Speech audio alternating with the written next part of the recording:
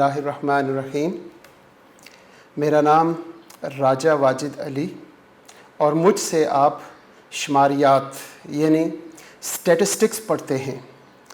हम स्टैटिस्टिक्स के चैप्टर 2 पर हैं और चैप्टर 1 और chapter 2 statistics first year complete theory है और चैप्टर 2 से कुछ न्यूमेरिकल्स आएंगे जो हम यहाँ डिस्कस करेंगे। इससे पहले हम लेक्चर स्टार्ट करने से पहले कुछ अहम बातें बच्चों के लिए करते हैं जिससे बच्चों की तरबियत होती है। हम लास्ट लेक्चर्स में चल रहे थे कामयाबी किसे कहते हैं और कामयाबी मिलती कैसे है। तो कामयाबी के लिए हमने 4 हस्तियों की इताअत को कहा था कि हमारी कामयाबी है। दुनिया में किसी भी फील्ड में अगर हम कामयाब होना चाहते हैं या फिर आखिरत में हम जन्नतुल फिरदौस हासिल करना चाहते हैं, जो जन्नतों में सबसे आला मकाम है, वहाँ पे कामयाबी हासिल करना चाहते हैं, या दुनिया की किसी भी फील्ड में आप कामयाबी हासिल करना चाहते हैं, तो हमने ये मखसूस कर लिया, तय कर लिया कि कामयाबी हमें सिर्फ और सिर्फ तब मिलेगी जब हम इन 4 हस्तियों की इताअत, फर्माबरदारी, ओबीडियंस करेंगे। और वो 4 हस्तियां हम ऑलरेडी डिस्कस कर चुके हैं। वो 4 हस्तियां नंबर 1 अल्लाह, नंबर 2 अल्लाह के प्यारे नबी हज़रत मोहम्मद सल्लल्लाहु अलैहि वसल्लम, नंबर 3 वालिदैन और नंबर 4 उस्ताद-ए कराम। ये 4 हस्तियां अपने मातहत अपने तालिब इल्म, अपने बंदे की कभी भी बुराई या बुरी रास्ते की तरफ जाते हुए इनको नहीं देख सकते। लिहाजा ये हमेशा आपको ऐसी बात बताएंगे जिससे आप आने वाली ज़िंदगी में कामयाबी की रास्ते पे गामज़न हो जाएंगे। तो मेरी अपने अज़ीज़ तुलबा और तालबात से ये रिक्वेस्ट है कि आप कामयाब होना चाहते हैं तो कामयाबी कहीं और मौजूद नहीं है। कामयाबी आपके अपने घर में, अपने वालिदैन की शक्ल में, आपके स्कूल कॉलेजेस में, आपके उस्ताद की शक्ल में, आपकी ज़िंदगी में, आपके रब की शक्ल में अगर आप उसकी इताअत और फर्माबरदारी करेंगे तो इल्म हासिल करते हुए आप कामयाबियों की सीढ़ियां इस तरह चढ़ते जाएंगे कि एक वक्त आएगा कि कामयाबी आकर आपके कदम चूमेगी। आज हम अल्लाह के बाबरकत नाम से lecture number 7 chapter number 2 start करते हैं। औज़ु बिल्लाहि मिनश शैतानिर रजीम, बिस्मिल्लाहिर्रहमानिर्रहीम। आज हमारा लेक्चर 7 है, सब्जेक्ट स्टैटिस्टिक्स, चैप्टर नंबर 2 जिसका नाम प्रेजेंटेशन ऑफ डाटा है। प्रेजेंटेशन ऑफ डाटा में हमने बेशुमार पिछले 2 चैप्टर्स में डेफिनेशंस को डिस्कस किया है, समझा है। फ्रीक्वेंसी डिस्ट्रीब्यूशन लास्ट टाइम हम कुछ पढ़ रहे थे। आज हम देखते हैं construction of a frequency distribution. Distribution जो है, फ्रीक्वेंसी डिस्ट्रीब्यूशन बनाने का तरीका क्या है।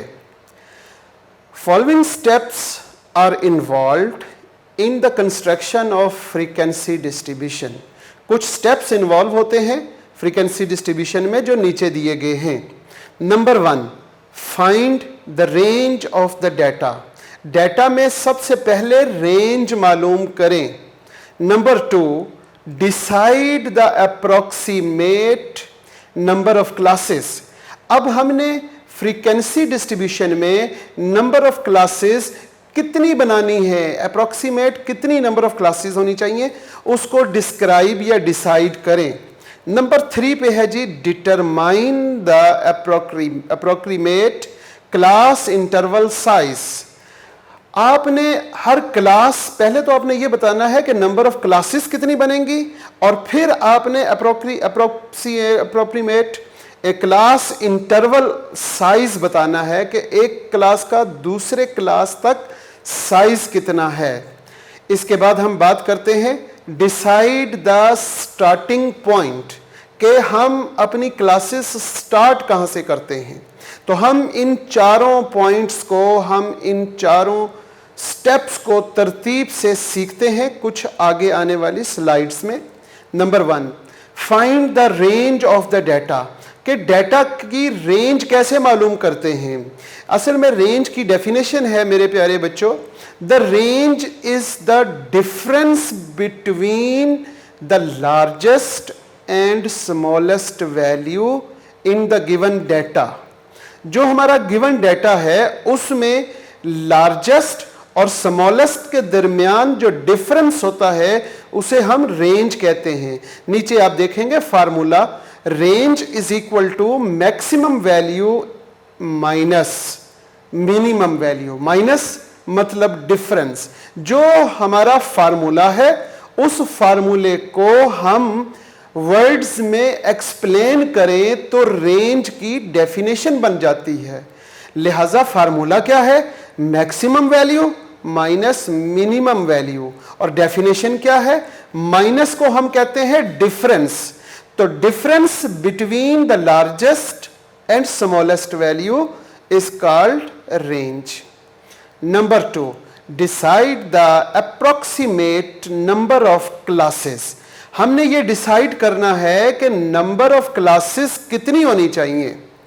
तो जब हम फ्रीक्वेंसी डिस्ट्रीब्यूशन बना रहे हों तो हमारा दूसरा अहम स्टेप ये है कि नंबर ऑफ क्लासेस कितनी होनी चाहिए। तो हम आगे देखते हैं, decide the approximate number of classes which the data are to be grouped. पहली बात तो ये हम देख रहे हैं कि जब हम नंबर ऑफ क्लासेस में अपने डाटा को कन्वर्ट करेंगे तो वो एक ग्रुप डाटा बन जाएगा। दूसरा अहम point, most of the cases we have 5 to 20 classes. हमारी कोशिश होनी चाहिए कि 5 से कम क्लासेस ना बने और 20 से ज्यादा ना बने। 5 और 20 के दरमियान हमारी नंबर ऑफ क्लासेस हो, और अगर 20 से ज्यादा क्लासेस बन रही हो तो फिर हम फ्रीक्वेंसी डिस्ट्रीब्यूशन को डिवाइड करके 2 डिस्ट्रीब्यूशंस बना लेंगे। A formula for determining the approximate number of classes. Number of classes मालूम करने के लिए बहुत अहम और जरूरी फार्मूला है जी, k is equal to, basically k क्या है, k नंबर ऑफ क्लासेस को रिप्रेजेंट कर रहा है। तो number of classes is represented by k, so the k is equal to 1 plus 3.322 log of capital N। ये फार्मूला है। इस फार्मूले से हमें पता चलेगा कि हमारे गिवन डाटा में नंबर ऑफ क्लासेस कितनी बनने वाली हैं। k जैसा मैंने पहले बताया नंबर ऑफ क्लासेस को रिप्रेजेंट कर रहा है, और n, ये जो कैपिटल N है, it is represented bye the number of observation, कि हमारे पास जो डाटा है उसमें हमारे पास कितनी ऑब्जर्वेशंस हैं। For example, if the total number of observation is 50, अगर हम सपोज करते हैं कि हमारे पास 50 नंबर ऑफ ऑब्जर्वेशन हैं, तो the number of classes would be, तो नंबर ऑफ क्लासेस कितनी होंगी हम देखते हैं जी। 1 प्लस 3.322 लॉग ऑफ 50। आगे हम लॉग ऑफ 50 लेते हैं तो कैलकुलेटर से लॉग का बटन क्लिक करके 50 लिखने पर ये वैल्यू आ जाएगी 1.69897। इसको हम 3.322 के साथ या 3.22 के साथ मल्टीप्लाई करते हैं तो 5.644 आ जाएगा। इसमें हम 1 को ऐड करेंगे अकॉर्डिंग टू फार्मूला, तो k की वैल्यू आ जाएगी 6.644। तो इसको हम राउंड करेंगे एक डिजिट आगे। अमूमन हम देखते हैं कि अगर यहाँ पे पॉइंट के बाद 5 से कम वैल्यू हो तो हम एक डिजिट पीछे चले जाते हैं, और अगर 5 से ज़्यादा हो तो एक डिजिट आगे जाते हैं, क्योंकि नंबर ऑफ क्लासेस जो हैं ये डिस्क्रीट वेरिएबल होता है, और डिस्क्रीट वेरिएबल में जब पॉइंट आ जाए तो अंडरस्टूड होता है कि वो एक पॉइंट हमने आगे जाना है, चाहे यहाँ पे 6.1 होता, 6.2 या 6.03 6.3 भी होता, 6.04 होता, तब भी हम एक डिजिट आगे जाते 7 की तरफ। तो अगर हमारे पास नंबर ऑफ ऑब्जर्वेशन 50 हो तो हमने नंबर ऑफ क्लासेस 7 बनानी है। ये था जी नंबर ऑफ क्लासेस को डिसाइड करने का तरीका। इसके अलावा एक और फार्मूला है कैपिटल एन का। ये जो नंबर ऑफ क्लासेस यानी कि capital N number of observations होती हैं, अगर हम इसका स्क्वायर रूट ले लें, जैसे कि हम देखते हैं स्क्वायर रूट ऑफ 50 कितना होता है, 7 पॉइंट समथिंग कुछ होगा। तो 7 पॉइंट क्यों होगा? क्योंकि 49 का तो स्क्वायर रूट 7 होता है और 50 का अंडर रूट लेंगे तो वो अंडरस्टूड है कि 77 पॉइंट से कुछ ज्यादा ही होगा। तो वहां से भी हम अप्रोक्सीमेट क्लासेस 7 ही ले सकते हैं। आगे चलते हैं जी। हमारे पास नेक्स्ट पॉइंट या नेक्स्ट स्टेप था क्लास फ्रीक्वेंसी डिस्ट्रीब्यूशन को कंस्ट्रक्ट करने के लिए determine the approximate class interval size. ये हमारा चौथा स्टेप है। The size of class interval, अगर हम साइज ऑफ क्लास इंटरवल की बात करें, इज ऑब्टेन्ड बाय, इसको हम इस तरह ऑब्टेन करेंगे, हासिल करेंगे, dividing the range of the data. जो पहले स्टेप में हमने रेंज मालूम की उसको डिवाइड करेंगे किस पर? By the number of classes. उसको हम नंबर ऑफ क्लासेस पे डिवाइड कर देंगे तो हमारे पास साइज ऑफ क्लास आ जाएगा। And it is denoted by H. इसको हम एच से डिनोट करते हैं। फार्मूला है जी class interval size H is equal to, जैसा कि हमने डेफिनेशन में पढ़ा कि रेंज को डिवाइड कर देंगे नंबर ऑफ क्लासेस पर, डिवाइडिंग बाय द रेंज और नंबर ऑफ क्लासेस। तो same as it is formula भी यही बना, range over number of classes. Note, in case of fractional result, अगर यहां पे पॉइंट्स में जवाब आता है या फ्रैक्शन में ही जवाब आता है तो the next higher whole number is taken as the size of class interval.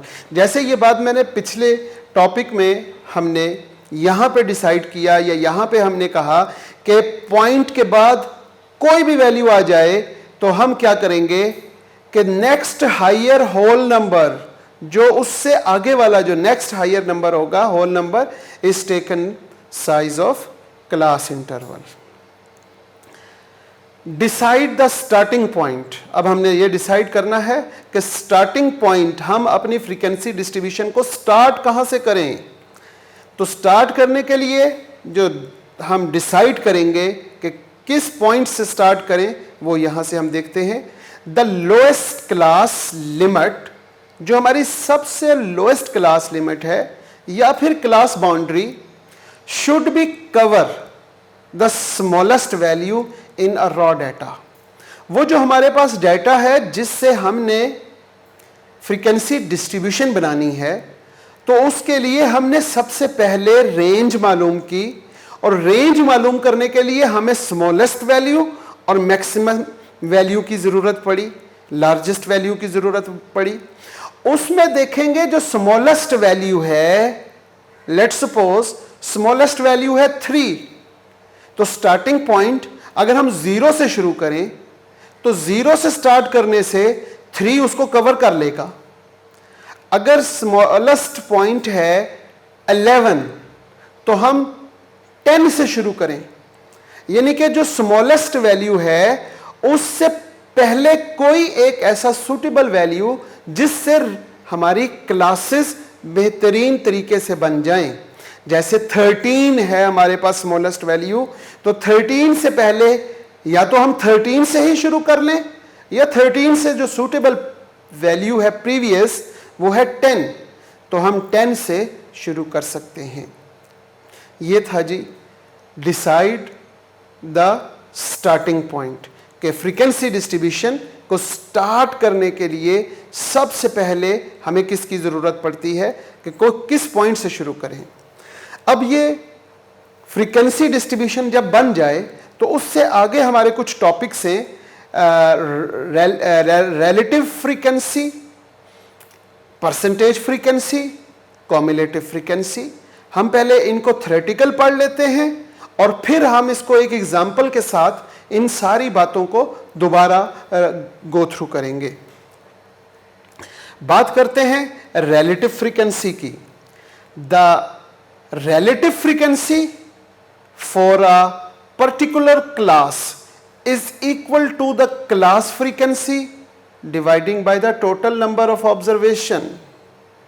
इसका क्या मतलब हुआ कि रिलेटिव फ्रीक्वेंसी अगर हमें बनानी है तो कोई भी एक फ्रीक्वेंसी की वैल्यू यानी पर्टिकुलर क्लास, लेट्स सपोज पहली क्लास हमारी जो है, उस क्लास की रिलेटिव फ्रीक्वेंसी कैसे बनेगी? पर्टिकुलर क्लास फ्रीक्वेंसी जो होगी उस वैल्यू को डिवाइड करेंगे equal to class frequency dividing by the total number of observation. Frequency का टोटल या नंबर ऑफ ऑब्जर्वेशन इक्वल होते हैं, तो फ्रीक्वेंसी के टोटल पर या हमारे पास जितनी नंबर ऑफ ऑब्जर्वेशन है उस पर एक पर्टिकुलर क्लास की फ्रीक्वेंसी को डिवाइड कर दें तो रिलेटिव क्लास फ्रीक्वेंसी बन जाती है। एग्जाम्पल के साथ हम आगे पढ़ेंगे। यहां पे सिंपल डेफिनेशन को डिस्कस करते हैं। आगे देखते हैं जी, note, relative frequency is always called proportion and probability. Probability किसे कहते हैं? ये स्टैटिस्टिक्स का एक अहम तरीन टॉपिक है। और प्रोबेबिलिटी किसे कहते हैं? अगर आपके पास रेशो क्या होती है? दो वैल्यूज को आपस में डिवाइड करने का नाम रेशो होता है। Probability is also called ratio. और वो दो वैल्यूज मखसूस होनी चाहिए। मखसूस कौन सी? Ratio between favourable outcome from the total outcome in a random experiment. तो फेवरेबल आउटकम और टोटल आउटकम के दरमियान जो डिवाइड करने का नाम है उसको हम प्रोबेबिलिटी कहते हैं किसी भी रैंडम एक्सपेरिमेंट के। तो जैसे यहां पे हम डिवाइड करते हैं फेवरेबल आउटकम, फ्रीक्वेंसी डिस्ट्रीब्यूशन में हम किसी भी क्लास की फ्रीक्वेंसी को डिवाइड करेंगे उसके टोटल नंबर ऑफ ऑब्जर्वेशन पे, तो वो प्रोबेबिलिटी भी बन सकती है, उसको प्रोबेबिलिटी डिस्ट्रीब्यूशन भी कह सकते हैं, प्रोपोर्शन भी कहेंगे और रिलेटिव फ्रीक्वेंसी भी कहेंगे।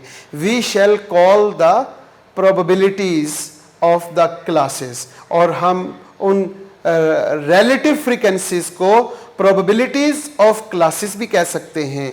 और जैसे कि total of the probability is must be equal to 1, so the relative frequency का जो टोटल होगा वो भी ऑलवेज इक्वल टू 1 होगा। आगे चलते हैं जी, percentage frequency. The percentage frequency for a particular class is equal to the class frequency dividing by the total number of observation। अगर मैं यहां तक डेफिनेशन को रखूं तो ये डेफिनेशन रिलेटिव फ्रीक्वेंसी की होती है। और अगर इसको आगे मैं कहूं मल्टीप्लाइंग बाय 100, यानी कि जो रिलेटिव फ्रीक्वेंसी आई थी उसी को अगर हम मल्टीप्लाई बाय 100 कर दें तो वो परसेंटेज फ्रीक्वेंसी बन जाएगी। और परसेंटेज फ्रीक्वेंसी का टोटल हमेशा 100 होगा। आगे चलते हैं जी, cumulative frequency। A cumulative frequency is the sum of the frequency for the several consecutive classes of a frequency distribution। यहां पर cumulative frequency, a cumulative frequency is the sum of the frequency। sum of the frequency इसका मतलब है कि frequency को सम करें for the several consecutive classes, यानी कि पहली क्लास की फ्रीक्वेंसी को सम करें, दूसरी क्लास की फ्रीक्वेंसी के सामने लिख दें दूसरी क्लास में, फिर जो जवाब आए उसको फिर सम करें तीसरी क्लास में और उसके सामने लिख दें, तो ये फ्रीक्वेंसी डिस्ट्रीब्यूशन है। यहाँ पर हम सिर्फ डेफिनेशंस को डिस्कस कर रहे हैं। एग्जाम्पल के तौर पर हम आगे चल के आपको पूरे मुकम्मल तरीके से सिखाएंगे जो कि आपको समझ भी आ जाएगी। इसकी दूसरी डेफिनेशन में हम देख लेते हैं, a cumulative frequency is the number of observation less than और equal to the given value of the variable. ये डेफिनेशन इससे बहुत बेहतर है, बल्कि दोनों डेफिनेशन ही बेहतर हैं, लेकिन इसमें ज़्यादा जामे बातें लिखी हुई हैं। जैसे कि अकोमुलेटिव फ्रीक्वेंसी क्या है जी? Is the number of observation होंगी लेस देन और equal to the given value of the variable. Type of cumulative frequency, cumulative frequency distribution. अभी हमने क्योंकि कॉम्युलेटिव फ्रीक्वेंसी को पढ़ा, कॉम्युलेटिव फ्रीक्वेंसी की टाइप्स को देखते हैं। इसकी टाइप्स होती हैं दो, which are following. Number 1 less than cumulative frequency और number 2 more than cumulative frequency. Less than cumulative frequency क्या होती है और मोर देन कॉम्युलेटिव फ्रीक्वेंसी के बारे में डिस्कस करते हैं। लेस देन कॉम्युलेटिव फ्रीक्वेंसी, अभी जैसे हमने कॉम्युलेटिव फ्रीक्वेंसी की वैल्यू या डेफिनेशन पढ़ी, तकरीबन अप्रोक्सीमेट वही डेफिनेशन लेस देन की होती है। इट इज़ ऑब्टेन, ये हमेशा बनाई जाती है, इसको हम तैयार करते हैं किस तरह? Obtain by the adding. वहाँ पे भी हमने सम का लफ्ज़ इस्तेमाल किया और यहाँ पे हम एडिंग, जमा, वही successfully the frequency of all previous class. हर प्रीवियस क्लास से पहले उनको प्लस करके उनके सामने लिख देना, including the class against which it is the return. The cumulative is start from the lowest to the highest size. तो कॉम्युलेटिव फ्रीक्वेंसी जो है वो, उसकी जो वैल्यूज हैं कॉम्युलेटिव फ्रीक्वेंसी की, वो लोएस्ट वैल्यू से स्टार्ट होती हैं और हाईएस्ट वैल्यूज की तरफ जाती हैं। इसके उलट बरक्स more than cumulative frequency, it is obtained by the finding the cumulative total frequency starting from the highest to the lowest। यहाँ पे lowest to highest होता है और यहाँ पे highest to lowest। अब हम इन सारी बातों को सीखने के लिए एक एग्जाम्पल का सहारा लेते हैं। हमारे पास एक एग्जाम्पल है, makes obtain marks obtain bye 50 students of a class. एक क्लास है जी जिसमें 50 स्टूडेंट्स हैं और उनके मार्क्स आर गिवन बिलो। एक इम्तिहान लिया गया, इम्तिहान लेने के बाद 50 स्टूडेंट्स ने जो मार्क्स हमें प्रोवाइड किए, जैसे स्टूडेंट नंबर 1 है उसके 23 मार्क्स आए, स्टूडेंट नंबर 2 50, स्टूडेंट नंबर 3 38 और इसी तरह चलते जाएं। ये हमारे पास एक लिस्ट है तरतीब से कि रोल नंबर 1 से लेके रोल नंबर 50 तक। जो रोल नंबर 50 है उसके मार्क्स हैं जी 53 और रोल नंबर 49 के हैं 67 और इसी तरीके से ये आपको ये वैल्यूज़ जो सामने नज़र आ रही हैं ये हैं marks obtaining by the 50 students. अब एक क्लास से हासिल किया हुआ ये डेटा, उनके मार्क्स, अब इनके साथ हमने क्या करना है? ये तो मार्क्स हमने provide, it's called primary data, ये तो प्राइमरी डाटा आ गया। अब हम इसको सेकेंडरी डाटा या स्टैटिस्टिकल ट्रीटमेंट्स कैसे इस पे अप्लाई करेंगे? Just like number 1, arrange the marks in an अरे। सबसे पहले इन मार्क्स को अरे करें। Number 2, construct frequency distribution with a suitable class interval size. तो इसका क्लास इंटरवल साइज और फ्रीक्वेंसी डिस्ट्रीब्यूशन बनाएं। Find the class boundaries and class marks. ये सारी बातें हमने करनी है। सबसे पहले हमें उसने कहा कि डाटा को अरेंज करें। Arrange the marks in ascending order. हम इनको अरेंज करते हैं कैसे? सबसे पहले हम देखेंगे इसमें मिनिमम वैल्यू क्या है और उसके बाद हम देखेंगे इसमें मैक्सिमम वैल्यू क्या है। मैक्सिमम वैल्यू 77 है और मिनिमम वैल्यू 12 है। अब हम अपनी वैल्यूज़ को देखते हैं कि हमारे पास कम से कम वैल्यू 12 आई। उसके बाद एक और स्टूडेंट है जिसके 15 मार्क्स हैं, इसके बाद 21 मार्क्स, इसके बाद 23 एंड सो ऑन, और 50 नंबर पे जो स्टूडेंट था, हमने जब उस डेटा को अरेंज किया तो जो आखिरी वैल्यू है वो 77 आ गई। तो ये डेटा को अरेंज करना, मेरा ख्याल है कि तमाम बच्चे इसे अरेंज कर लेंगे। अरेंज करने के बाद हम बात करते हैं construction of frequency distribution with a suitable class interval size and number of classes. सबसे पहले हमने देखा हमारे पास मिनिमम वैल्यू 12 है और मैक्सिमम वैल्यू 77 है। सबसे पहले फ्रीक्वेंसी डिस्ट्रीब्यूशन में रेंज मालूम करते हैं। रेंज का formula maximum value minus minimum value. 77 minus 12 65 आ गया। नंबर ऑफ क्लासेस कैसे मालूम करते हैं? 1 plus 3.322 log of capital N. Capital N हमारे पास 50 था, 50 का हमने लॉग लिया और 3.322 के साथ मल्टीप्लाई करने के बाद उसमें 1 को ऐड किया तो 6.67, जिसे हम अप्रोक्सीमेट इक्वल टू 7 कह सकते हैं। इसके बाद हम देखते हैं class interval size h, range over number of classes. Range हमारे पास 65 है, नंबर ऑफ क्लासेस हमारे पास 7 है। 65 dividing by 7 is equal to 9.3। 9.3 approximate equal to 10। ये सारी बातें हम पीछे थ्योरी में पढ़ के आ रहे हैं, जो हम यहाँ पर अप्लाई कर रहे हैं। जब हमने डिसाइड कर लिया कि हमारे पास रेंज 65 है, नंबर ऑफ क्लासेस 7 बनेंगी और क्लास इंटरवल 10 का रखेंगे। स्टार्टिंग पॉइंट कहाँ से शुरू करें? क्योंकि ये 12 है। अगर ये 12 है तो इससे पहले स्टार्टिंग पॉइंट हम 10 से शुरू कर सकते हैं और 10 इंटरवल हमारा 10 का था। हमने क्योंकि हमारे पास स्मॉलेस्ट वैल्यू 12 थी, स्टार्टिंग पॉइंट हमने 10 से शुरू किया, क्लास इंटरवल भी हमारा 10 है। लिहाजा हम क्या करेंगे? पहली वैल्यू 10 लिखेंगे और दूसरी क्लास हमारी 20 से शुरू होगी और इसी तरह 30, 40, 50, 60 और 70 तक जाएंगे। अब यहाँ तक 10 से ये शुरू हो रही है और 20 से ये शुरू हो रही है, तो ये पहली क्लास खत्म कहाँ होगी? 19 पर। 10 to 19, 20 to 29, 30 to 39, 40 to 49, 50 to 59, 60 to 69 and 70 to 79। ये हमारे पास मार्क्स, जिसे हम क्लास लिमिट्स कहते हैं। अब हम अपने अरेंज किए हुए डेटा में देखेंगे कि हमारी पहली क्लास है जी 10 से 19 तक। तो हम देखते हैं अपने अरेंज किए हुए वैल्यूज में कि हमारे पास 10 से 19 तक कितनी वैल्यूज हैं। क्योंकि अरेंज की हुई हैं तो 10 से आगे हमारे पास 12 है और 12 और 15 सिर्फ 2 वैल्यूज हैं। तो हमने क्या किया? टैली मार्क्स, हमने यहाँ पे 2 लाइंस लगा दी और नंबर ऑफ फ्रीक्वेंसी 2 हो गई। अब हम देखेंगे 20 से 29 तक हमारे पास कितनी वैल्यूज हैं।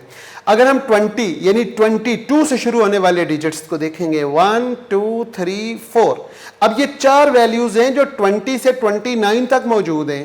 तो हम यहां पर देखते हैं 20 से 29, 1 2 3 4, 4 हम लाइंस लगाएंगे और इनको काउंट करके यहां पे 4 लिख देंगे।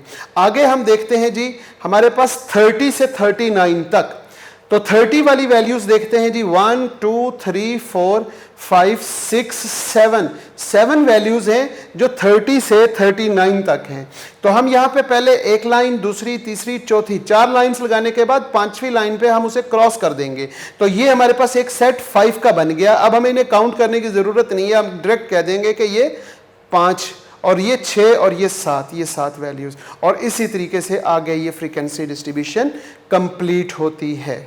अजीज़ तुलबा, आज लेक्चर नंबर 7 चैप्टर नंबर 2 जो हमने फ्रीक्वेंसी डिस्ट्रीब्यूशन बनाना सीखी है, और इससे पहले फ्रीक्वेंसी डिस्ट्रीब्यूशन और frequency distribution, relative frequency distribution, cumulative frequency distribution, ये सारी चीज़ें इनको डिफ़ाइन किया और इनको समझने की कोशिश की। और आगे हम एग्जांपल्स के थ्रू हमने आज एक फ्रीक्वेंसी डिस्ट्रीब्यूशन बनाना सीख ली है। इससे आगे जो हमारा नेक्स्ट टॉपिक होगा वो हम नेक्स्ट लेक्चर में करेंगे। और मैं उम्मीद करता हूँ कि ये जो आपके लिए मवाद इकट्ठा करके यहाँ पे आपको डिस्कस करते हैं, आपको लेक्चर्स मिलते हैं, इन लेक्चर्स के दौरान आपको किसी किस्म की कोई मुश्किल पेश नहीं आएगी। और अगर आप इनको गौर से सुने और सुनने के बाद इनको साथ साथ नोट करें, लिखें और नोट्स बनाएं, और जैसे वो नोट्स आपका सरमाया बन जाएंगे और आप अपने नोट्स से तैयारी करके एक अच्छे नंबरों की तरफ, अच्छे रिजल्ट्स की तरफ आप चलेंगे। बहुत शुक्रिया जनाब।